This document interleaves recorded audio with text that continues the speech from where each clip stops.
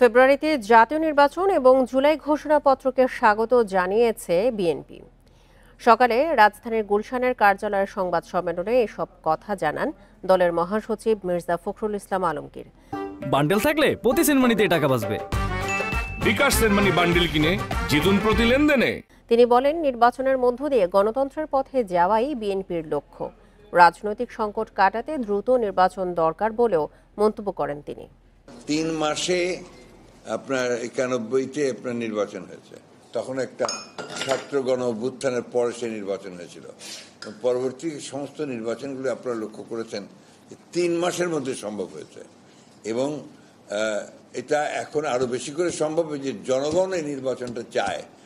জনগণই আইন শৃঙ্খলা রক্ষার জন্য সবচেয়ে বড় প্রহরী হয়ে দাঁড়াবে। প্রফেসর ইউনূস নিশ্চয়ই এখন পর্যন্ত যতগুলো কাজ করে এসেছেন তাতে করে উনি প্রমাণ করেছেন যে ভবিষ্যতেও তিনি নির্বাচনকে সুষ্ঠু অবাধ করার জন্য এমন কিছু করবেন না যেটা প্রশ্নবিদ্ধ হবে।